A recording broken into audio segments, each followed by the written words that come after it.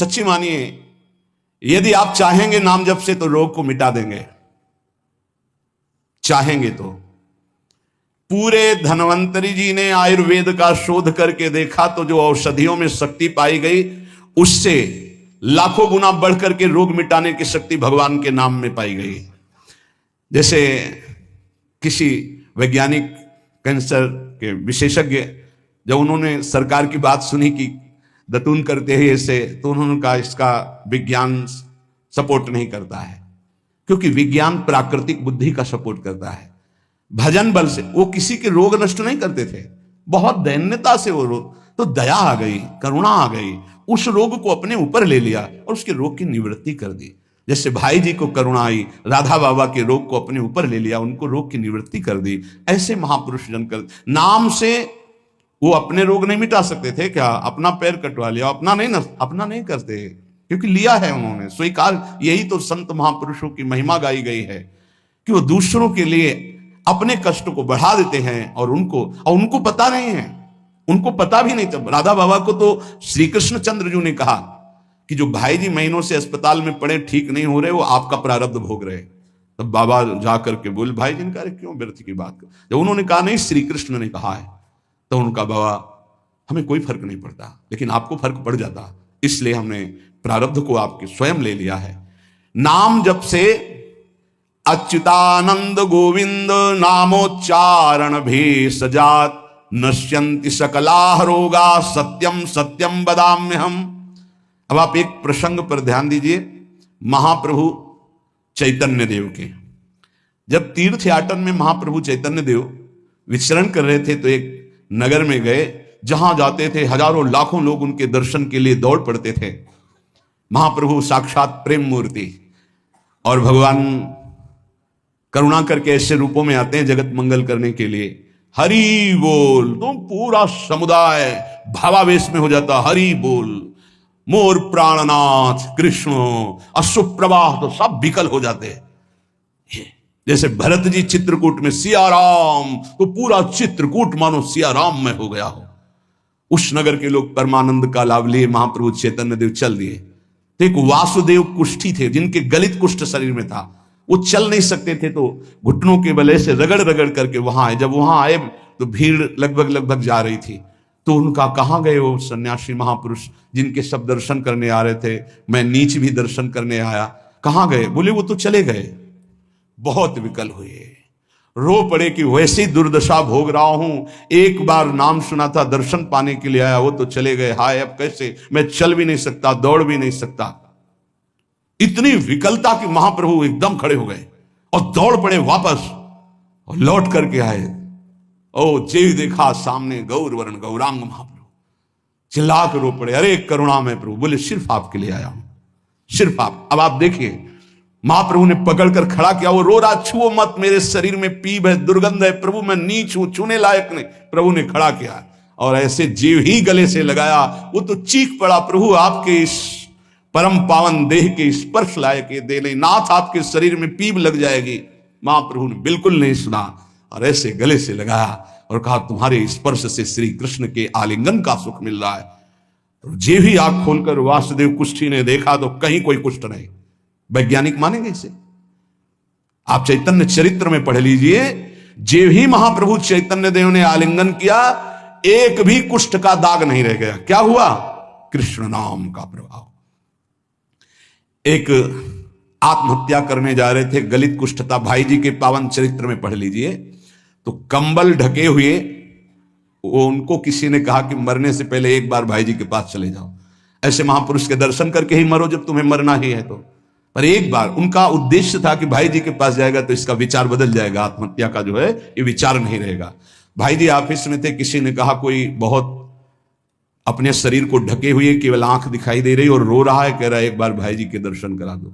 भाई जी तत्काल भावावेश में हो गए और बुलाया, हाँ क्या सेवा करें, क्या बात, आप क्यों रो रहे हैं? उन्होंने कहा कि प्रभु मैं बहुत पापी और नीच हूं। नहीं नहीं भाई ऐसा मत बोलो, क्या बात है, आप कंबल से अपना मुख क्यों ढके, हटाइए। तो जे भी हटाया तो घाव पीप पूरे शरीर में, गलित कुष्ठ, पापों का बड़ा भारी दंड। सहम गए देखकर भाई जी। उनका नहीं कोई बात।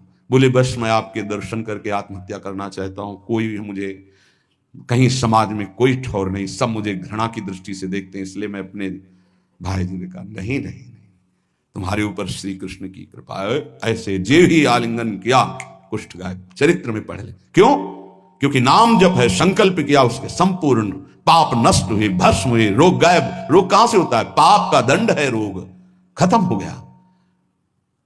न शाम्ब व्याधिजम दुखम हेयम नान्यौषधैरपि हरिनाम औषधम पीत्वा व्याधिस्त्याज्यो न संशयः। कितना भी बड़ा रोग हो जो किसी और औषधि से न खत्म हो रहा हो, और नाम जब किया जाए और संकल्प कर दिया जाए कि ये रोग ठीक हो जाए, तो हरिनाम औषधि से बड़ा असाध्य रोग भी ठीक हो जाता है। बोले कर लो अपनी किडनी ठीक, बीमार तो हो आप। तो सच्ची कहते हैं, वृंदावन में बैठे 100 के 100% में 1% भी इच्छा नहीं कि हमारी किडनी ठीक हो जाए। इससे बड़ा साक्षी हम नहीं दे सकते, क्योंकि वृंदावन हमारा प्राण सर्वस्व जीवन है। 1% 100 में नहीं कि ठीक हो जाए, जैसे चला रहे वैसे चलाओ। अब इससे हमें ठीक होने का तात्पर्य नहीं, क्योंकि जो ठीक होना चाहिए वो ठीक हो गया। हम भले हैं, बुरे हैं, नीच हैं, अच्छे हैं, जैसे हैं, अपनी प्रियाजू के ठिकाना मिल गया गोरे चरणारविंद का। इसलिए भी इसकी जरूरत नहीं है। आप चाहे 100 वर्ष रखो, चाहे 1 सेकंड में इसको बुला लो, कोई परवाह नहीं इसकी। 100 गोपाल शास्त्र नाम का रोज पाठ करते थे, गिरिराज जी की परिक्रमा करते थे, पूरा जीवन हो गया था, और पैरालिस आदेश शरीर में उनके हो गया, लकवा जिसे कहते हैं, लकवा ही तो कहते हैं हिंदी भाषा। तो हरि बाबा, पूज्य उड़िया बाबा, ये सब जानते थे, इतने बड़े महापुरुष थे। उनके पास गए और कहा बाबा काहे को लीला कर रहे हो? अगर आप संकल्प करो तो पूरे भारत का पैरालिस ठीक हो जाएगा, आप अपने क्यों असमर्थ होकर पड़े हुए हो? तो उनका बाबा विनोद क्यों करते हो? क्या मच्छर मारने के लिए ब्रह्मास्त्र का प्रयोग किया जाता है? अरे ये शरीर छूटेगा आज नहीं तो कल, इसके लिए भगवान नाम और भजन का प्रयोग करें। नहीं, बाबा मुस्कुरा दिए। पर शास्त्रीय सिद्धांत, यदि आप औषधि से भी नहीं ठीक हो रहे हैं तो नाम जप कीजिए और संकल्प कीजिए कि ये रोग ठीक हो जाए। पक्का ठीक हो जाएगा, जब उस पाप की नष्ट करने योग्य आपका भजन बन जाएगा, पक्का ठीक हो जाएगा। आधयो व्याधयो यस्य स्मरणान्नाम कीर्तनात् तदैव विलयम यान्ति तमनंतम नमाम्यहम्। जिनके स्मरण और नाम कीर्तन से संपूर्ण मानसिक चिंताएं, शारीरिक रोग और भी व्याधियां, वो सब नष्ट हो जाएंगी नाम से। मानसिक चिंताएं, कई लोग ऐसे आए कि मैं डिप्रेशन में था, जब से प्रवचन सुना, राधा राधा जपा, सब खत्म हो गया। बाहर से सुनकर राधा राधा खत्म हो जाए, अगर आपको कहीं ऐसा है, इसका मतलब आप बात ही नहीं सुन रहे, नाम ही नहीं जप रहे। अरे नाचने का मन होता है। आधयो व्याधयो यस्य स्मरणान नाम कीर्तनात्। कोई भी मानसिक या शारीरिक कष्ट उसे व्यापता ही नहीं जो नाम जप कर रहा है। सच्ची मानिए, आप पकड़िए, इस बात को पकड़िए, नाम जप से सब कुछ ठीक हो जाए। एक बहुत डिप्रेशन में यही आए हुए थे, उनको हमने बताया सबके जूते साफ करो, यहां सबकी पादुका साफ करो, वाणी पाठ में बैठो और पाओ श्री जी की जूठन, ठीक हो जाओगे। ये कोई आशीर्वाद नहीं था, ये पाप नष्ट करने की प्रक्रिया थी। जब आप सबकी पादुका साफ करोगे तो आपके सारे पाप नष्ट हो जाएंगे। पर देहाभिमान प्रबल, पादुका हम सबकी, ये बहुत बड़ी बात है। बड़े सौभाग्यशाली हैं जिनको ये रहस्य पता चल जाए कि सब संतों के बाथरूम साफ करने का अवसर मिले, पादुका साफ करने का अवसर मिले, जूठन फेंकने का अवसर मिले, तो अहो भाग्य, जीत गए आप इस माया पर यह बात सबकी समझ में नहीं आएगी, क्योंकि अभिमान नष्ट होता है। जिस समय आप दूसरों की पादुका साफ करेंगे, उस समय आपके पाप और अभिमान दोनों का नाश हो जाएगा। पर ये बहुत कठिन बात है, बहुत कठिन बात है। सब लोग खड़े हैं और आप उनकी पादुकाएं, और कोई कठिन बात नहीं। आप गुरुद्वारा जो साहब कहते हो, वहां चाहे आप जितने बड़े पदाधिकारी हो, वहां अगर सेवक हो तो वहां पहले जोरी सेवा मिलती, पादुका की सेवा करो, और सब करते हैं। सर्वरोगोपशमनम सर्वोपद्रवनाशनम शांतिदम सर्वरिष्टानाम हरे नामानुकीर्तनम। गंगा के किनारे पूज्य हरि बाबा विचरण कर रहे थे, तो 10 गांव के लोग एकत्रित होकर आए और कहा बाबा गंगा जी जब बढ़ती तो पूरा हाहाकार मच जाता है, हमारे खेत बह जाते हैं, गांव पूरा जीना मुश्किल हो जाता है। ना कोई इस बात को समझ पा रहा है और ना हम में कोई सामर्थ्य है। बाबा कृपा करो, आपके पास तो बहुत लोग आते रहते हैं। हरि बाबा विश्व प्रसिद्ध महापुरुष थे, उड़िया बाबा सदैव साथ रहते थे। अनूप शहर, हरि बाबा ने सबकी करुण पुकार सुनी तो बाबा ने कहा, हाँ हमारे पास एक बहुत बड़ा पावर है, नाम। सुनो, सबको साथ देना पड़ेगा। क्या? बोले बालू का बांध बांधेंगे। हमारे पास पैसा नहीं, हमारा कोई सहयोग नहीं, तो हम बालू का बांध। तो बोले बालू का बांध? गंगा जी। बोले जहां नाम जप करके तसला रख दोगे बालू का, गंगा जी चाहे जितनी बाढ़ है उसको काट नहीं सकती। तो जानते हो अब तो बहुत बड़ा बांध बना हुआ है, उसको हरि बाबा बांध से ही कहते हैं, हरि बाबा के नाम से ही बांध। पर बाबा ने पहला बांध जानते हो काहे का बनवाया? बालू का।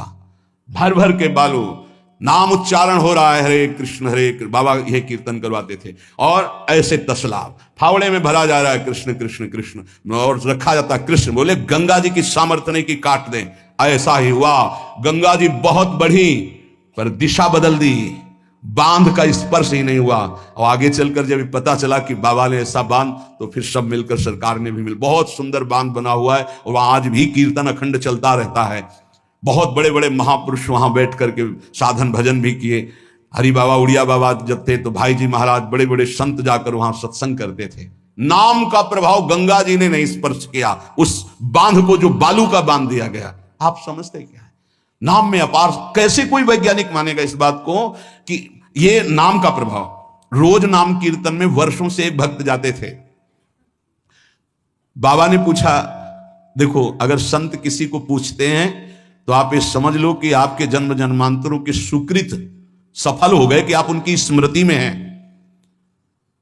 वैसे तो दृष्टि नहीं जाती, पर सब जब जहां अपनापन हो जाता है दृष्टि, वो भगत नहीं दिखाई दे रहे तो उनका प्रभु तो आज ही पधार गए बिना कीर्तन के। ये कोई 200-400 वर्ष नहीं हुए हरि बाबा को गए, अभी बहुत 60-70 वर्ष हुए होंगे। उड़िया बाबा, हरि बाबा, भाई जी सब एक समकालीन महापुरुष है।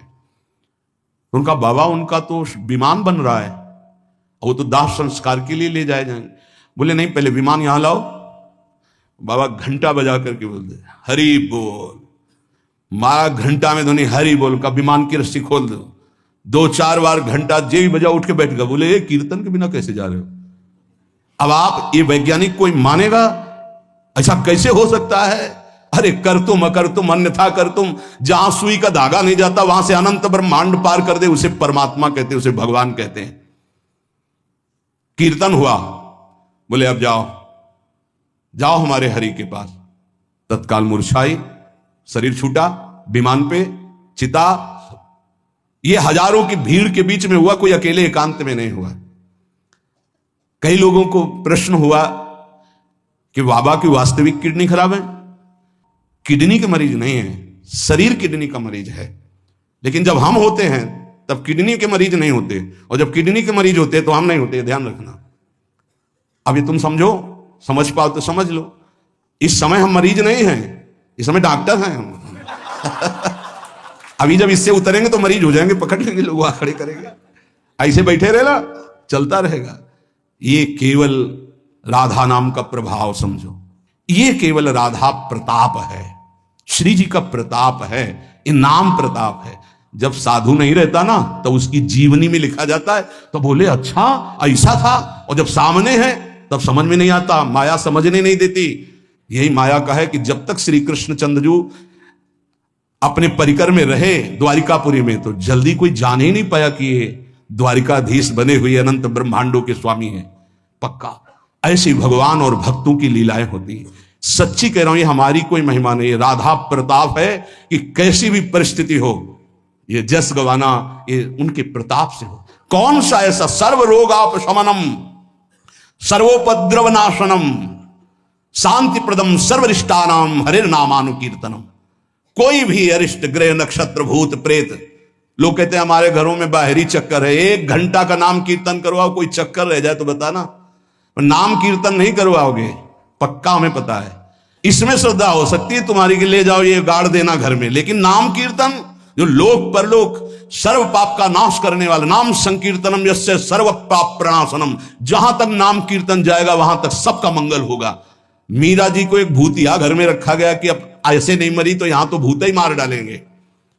मीरा जी ने गिरधर को विराजमान करके जे भी धूप आरती की, धूप की गंध जितने भूतों को लगी सब परम पद के अधिकारी बन गए, सब परम पद के अधिकारी। क्या भगवत आराधना, कौन सा ऐसा अरिष्ट है जिसका नाश ना हो जाए, लेकिन कोई समझते नहीं।